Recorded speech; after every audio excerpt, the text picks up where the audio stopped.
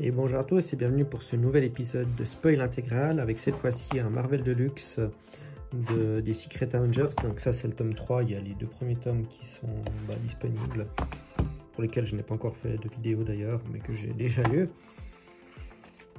Donc dans cet album, c'est la série Secret Avengers de 2010 et vous aurez les épisodes 21,1, les épisodes 22 à 25, donc là c'est un arc, les descendants, et un second arc, Opération Phoenix, épisode 26 à 28. Donc dans ce premier épisode, c'est un épisode un peu hors série, comme on dit, des épisodes bouche-trou. Ils vont être en mission, Captain America et Œil de Faucon vont être en mission dans un pays étranger justement, dans le but que Captain America teste Œil de Faucon aka Clint Barton pour savoir s'il est prêt à diriger les Secret Avengers, car Captain décide de retirer du commandement de l'équipe à cause des événements qui se passent en parallèle dans la série Avengers et dans l'univers Marvel.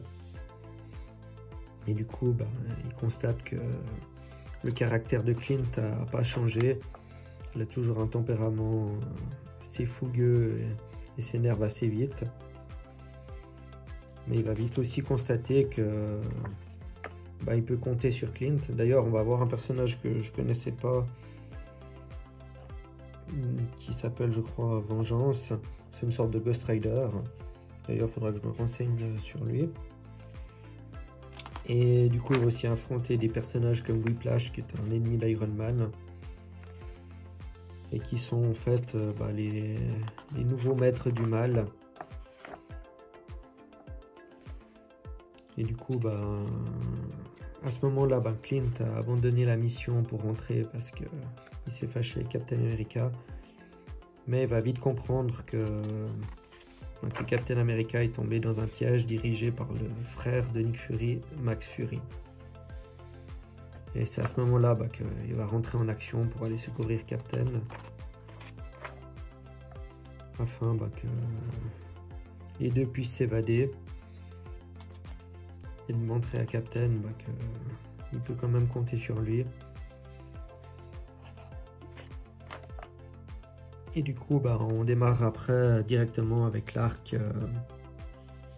qui se déroule quelques temps plus tard après cet événement, qui s'appelle Les Descendants. Donc dans le début, ça se passe en Pakistan, où justement il y aura un kamikaze qui va déclencher une bombe pour faire des victimes. Simplement, il y a je sais pas si c'est une mutante, mais il y a une personne qui arrive à aspirer les flammes, mais qui ne maîtrise pas son pouvoir, et du coup va les relâcher et faire quand même des victimes comme s'il y avait eu la bombe. Et apparemment, elle va se faire capturer par les terroristes parce que forcément ceux-ci imaginent qu'ils vont pouvoir utiliser son pouvoir pour leur bien. Du coup, après on a ces personnages qui vont rentrer en action. Pendant ce temps, il y a Captain Britain qui affronte un de ses ennemis en Angleterre, et qui va être recruté par Captain America. Donc je connais pas les événements, mais apparemment les Captain America du multivers travaillent tous ensemble pour protéger le multivers. Et c'est là que Steve Rogers va aller chercher le Captain Britain et lui proposer justement de rejoindre les Secret Avengers. Après, j'ai vu que maintenant, j'ai le flash qui s'active quand je fais les vidéos. Et du coup, au niveau color, c'est beaucoup plus... ça fait bien ressortir les couleurs. Par contre, ça fait des reflets. Mais bon, après, je trouve que c'est quand même mieux que quand j'utilise la lumière comme du plafond, parce que ça fait mieux ressortir chaque couleur. Donc, n'hésitez pas à me dire ce que vous en pensez dans les commentaires. Donc justement, Captain Britain pense qu'il a été recruté pour être le chef de l'équipe, alors que c'est Clint Barton. Et du coup, ils vont un peu s'engueuler les deux. On voit que dans cette équipe, il y a Black Widow et Valkyrie également. Et du coup, en fait, ils sont sur une sorte de satellite, mais un satellite qui a été miniaturisé par Ant-Man, qui est l'ancien Ant-Man. Comme ça, il n'est pas détecté dans l'espace, étant donné qu'il fait la taille d'une fourmi, quoi. Et justement, pour leur première mission, elle va consister justement à aller récupérer cette personne qui a été capturée par les djihadistes. Et durant la mission, c'est là qu'ils vont... Il y a le fauve aussi qui fait partie de l'équipe, désolé. Et durant cette mission, ils vont faire face à ces personnages qui sont rapidement présentés. On ne sait pas trop qui c'est. En tout cas, moi, je ne les connais pas encore. Et du coup, il y a un affrontement qui a lieu entre les deux équipes. Et du coup, il va en résulter que ça fera à peu près match nul parce que je dirais même que c'est les Secret Avengers qui perdent parce que justement cette équipe va réussir à kidnapper la fille et de les reprendre aux mains des djihadistes. Et du coup, c'est le premier épisode de cet arc qui dure sur plusieurs numéros où justement on va voir les maîtres du mal avec des personnages connus comme Crâne Rouge, Dr Fatalis, ou une espèce de Gap Cyborg avec Lady Deathstrike. Donc dans l'épisode suivant, on voit que Ant-Man s'était miniaturisé pour aller dans la manche du pantalon des ravisseurs qui ont pris une sorte de portail pour se rendre quelque part au centre de la Terre où justement ils vont être présentés à l'antagoniste des lieux qui se fait appeler le Père, alors que tandis que Hank Pym est en train d'étudier le symbiote de Venom pour essayer de s'assurer qu'il ne contrôle pas son hôte. De leur côté, Captain America et Jim Hammond, c'est-à-dire la torche humaine originale, vont essayer d'aller recruter Flash Thompson, qui est aussi un porteur de Venom. D'ailleurs, quand il le porte, il se fait appeler Agent Venom. Et du coup, le père dit à la fille qu'il a kidnappée que ses pouvoirs sont issus de mutations, que c'est comme il la baptise, une descendante, car en fait les ravisseurs ce sont des androïdes appelés les adaptoïdes qui ont la capacité de répliquer des pouvoirs, et du coup elle fait partie un peu d'une génération de ces cyborgs, et c'est là que Ant-Man décide d'intervenir pour essayer de secourir la mère et son enfant. Mais malheureusement pour elle, la mère va se faire tuer par les méchants, et du coup il va réussir à sauver le gamin en sautant par la fenêtre et en le prenant avec lui. Et après forcément il va se faire courser par les adaptoïdes dans cette espèce de ville au centre de la Terre. Pendant que Hawkeye n'est pas très content que Captain America décide d'engager Agent Venom, étant donné que Venom c'est un ancien criminel.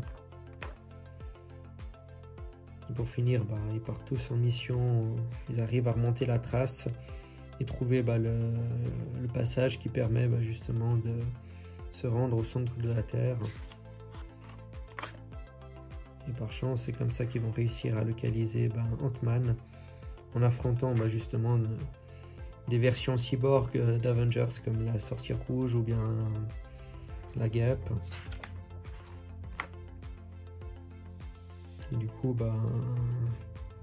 Ant-Man va avoir du fil à retordre avec ses albatoïdes. Et du coup, il fait pas le poids. Dans l'épisode suivant, qui se passe toujours dans le même arc, c'est au tour de Captain Britain d'arriver dans ce monde souterrain où il sera attaqué par Lady Deathstrike, qui est beaucoup plus puissante étant donné que c'est un personnage qui a fait aussi partie du projet Arme X, donc comme Wolverine, et qui est aussi un facteur auto-guérisseur et qui est très résistante, suffisamment pour justement infliger des dégâts à Captain Britain qui est quand même très résistant. où il sera d'ailleurs secouru par la torche humaine originelle. Du coup, après, je me suis trompé, c'était pas Crâne Rouge avant que je vous ai présenté, c'est un autre personnage. Et justement, là, ce n'est pas non plus Dr Fatalis, mais c'est un Fatalibot. Et du coup, en fait, tous les personnages qui sont dans ce monde souterrain sont des machines ou des cyborgs, excepté certains comme le père, ou bien on voit ici Max Fury.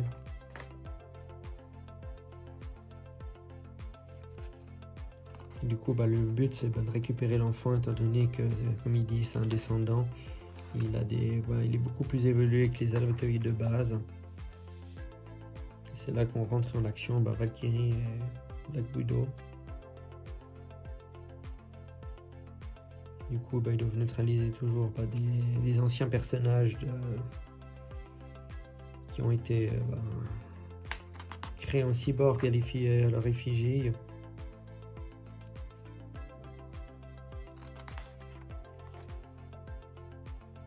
Et du coup, voilà, là on voit que la mère de l'enfant, on voit que c'est un cyborg, justement, elle est morte avant, mais bon, c'est une machine, elle peut être réparée, et du coup le père, on voit qu'il travaille dessus pour essayer de récupérer des données. Alors que l'enfant, lui, de ce côté, a pu être secouru par la Veuve Noire et Valkyrie.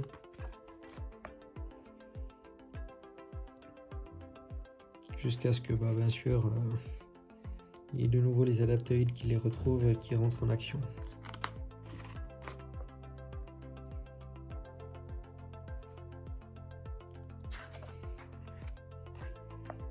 Donc après, c'est un enchaînement de divers combats à divers lieux dans ce monde souterrain. On peut donc que le fauve et Hawkeye ont localisé le sang où a été sévèrement battu Ant-Man. Et finalement, c'est là qu'Ant-Man il a pu se miniaturiser avant de se faire tuer, et c'est là qu'ils arrivent à le retrouver. Donc dans le dernier épisode de cet arc, on va découvrir un peu l'origine de ces cyborgs, puis qui est le père, parce qu'à la base il y avait trois scientifiques, le père, le frère et la mère, c'est comme ça qu'ils se faisaient appeler. Et ils ont créé une sorte de race moitié humain, moitié robot, qu'ils ont appelé les Homo synthézoïdes. Parce que les cyborgs dans l'univers Marvel, puis même dans d'autres univers, ça s'appelle les synthézoïdes. Et on découvre que ces synthézoïdes vivent depuis déjà longtemps sur Terre et se reproduisent avec des humains, ce qui a créé justement les descendants. Et puis on découvre que l'inspiration de tout ça, c'était la torche humaine originale, Jim Hammond. Peu dans ce temps, il y a Agent Venom qui est arrivé à rejoindre les autres justement pour aller leur prêter main forte. Peu dans que le père a fait appel à une des sentinelles pour se défendre contre les Secret Avengers. Et puis, comme je le disais, l'avantage des adaptoïdes, c'est qu'ils peuvent répliquer les pouvoirs de leurs adversaires, ce qui fait qu'il arrive à répliquer les pouvoirs de Venom, ou même lui, par exemple, l'épée de Valkyrie, ce qui en fait des adversaires redoutables à combattre. Là, par exemple, elle a utilisé ses pouvoirs pour créer des mini veuves noires contre Natasha Romanoff. Et puis celui qui vaincra le robot, si on veut, c'est la torche humaine qui va initier un mode d'autodestruction dans la sentinelle. Et justement, ils vont quitter ce monde juste avant l'explosion, mais la torche humaine originelle va être sévèrement blessée. Et peu de temps qu'eux, ils retournent sur la surface de la Terre. On découvre en fait que la descendante qui a été reprogrammée par le père a pu utiliser ses pouvoirs pour absorber l'explosion afin que ça ne détruise pas ce monde souterrain. Ils ont donc dû mettre Jim Hammond en stase pour le temps que Hank Pym puisse le réparer et essayer de le remettre sur pied. Et du coup, à la fin de cet épisode, bon, moi j'aurais pas mis cet événement ici, je l'aurais mis plutôt plus tard parce que du coup ça révèle l'intrigue. Mais on découvre que Ant-Man, quand il s'est fait sévèrement casser la gueule dans l'épisode précédent, en fait il a été remplacé par un synthézoïde et du coup il communique avec le père, donc c'est devenu un agent infiltré, étant donné que c'est pas le vrai Ant-Man qui faisait partie de l'équipe. Dans l'arc suivant, qui fait un peu un bond dans le temps et qui nous plonge directement dans l'action, c'est une histoire avec le Phénix, qui a la force Phénix qui est dans le corps de Jean Grey. Donc on est directement dans l'action et on découvre que d'autres Avengers ont rejoint l'équipe comme Thor. Et justement ils sont en train de faire la fête un peu avant le combat. Et justement ils vont devoir aller affronter la force Phénix qui a déjà décimé une planète entière et qui se dirige vers la Terre. Et du coup ils ont recruté plein d'Avengers comme Miss Marvel, il y a Vision. Donc il n'y a pas vraiment d'entrée en matière pour cette histoire, on est directement dans le feu de l'action. Donc après, quand on connaît déjà tous les personnages, ça peut encore aller, mais c'est vrai que plonger comme ça, on les voit directement se combattre la force Phénix. Je trouve que l'arc commence un peu trop vite. Du coup là ils essayent justement avec War Machine d'absorber la force Phénix dans un appareil. Mais bon, forcément ça va échouer, ça va pas marcher, l'invention de Hank McCoy. Et du coup les Secret Avengers vont devoir pas déclarer forfait, mais se replier, étant donné que la force Phoenix est extrêmement puissante. Puis on va découvrir que Captain Marvel va fait aussi partie de l'histoire et va rentrer en action. Et du coup va les deux solliciter l'aide par la suite de Miss Marvel, ces personnages d'ailleurs que j'avais jamais vu avant, qui sont des personnages liés à l'univers des Kree et qui veulent justement servir la force Phoenix. Et c'est à ce moment là que je crois qu'ils sont manipulés, mais que Captain Marvel vient recruter ces deux personnages pour l'aider à éliminer les Vengeurs.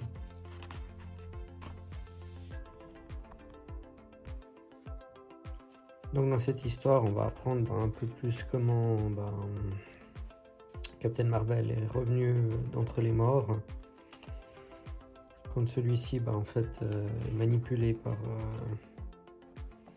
par un Kree qui manipule toute la population Kree, justement profitant de l'événement Avengers versus X-Men, où justement la force Phoenix va posséder Jean Grey à nouveau.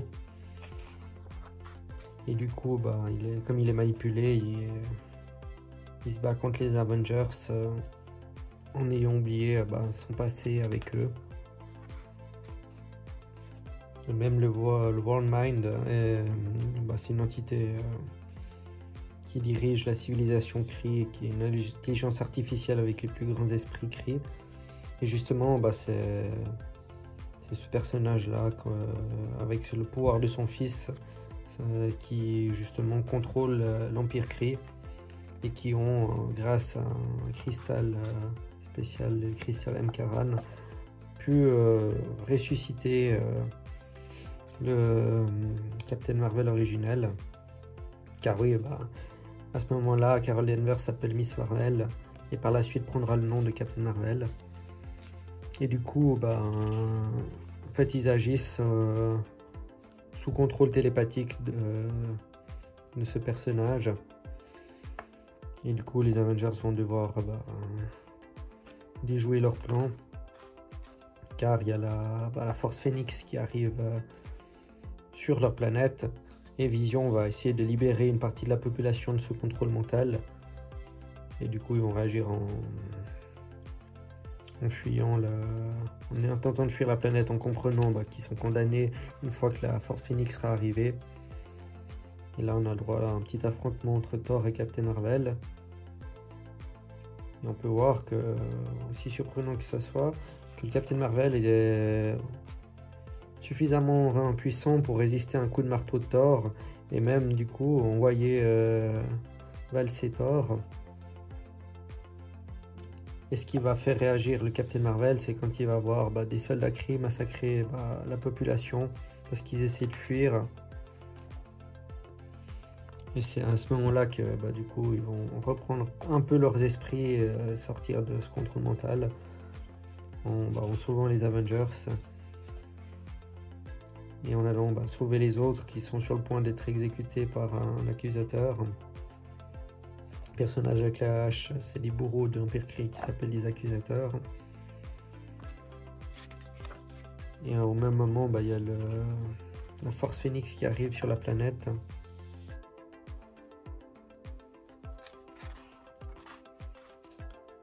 Et du coup,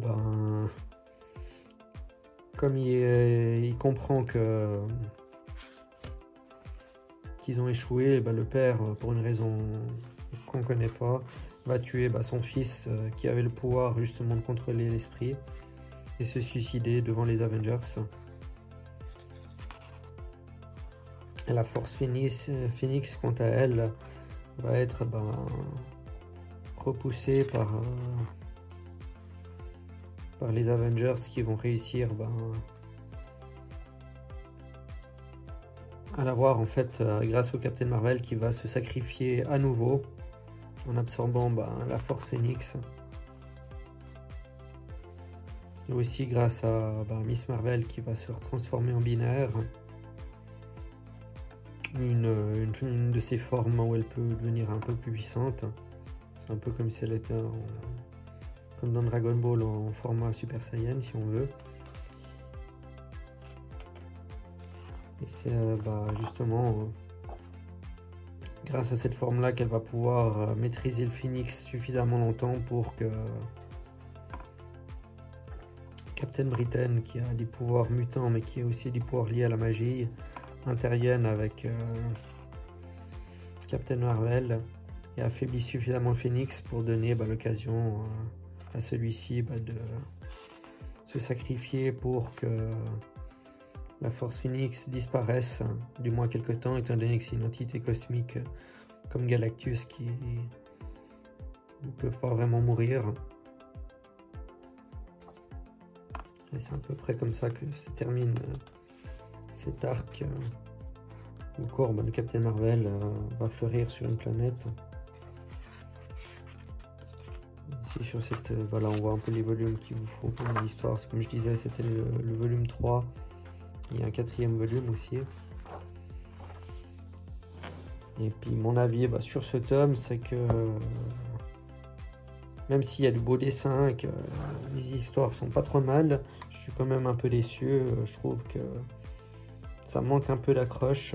Surtout l'histoire avec le Phoenix qui est un peu bâclé. La première histoire encore elle est pas mal, mais la deuxième elle est un peu vite racontée, c'est un peu dommage. Ils auraient pu prendre le temps de développer un peu plus, peut-être sur 4 ou 5 épisodes. En tout cas voilà, donc si vous avez aimé cet épisode, n'hésitez pas à le dire dans les commentaires, à liker la vidéo, à la partager et puis bien entendu à vous abonner pour plus de présentations.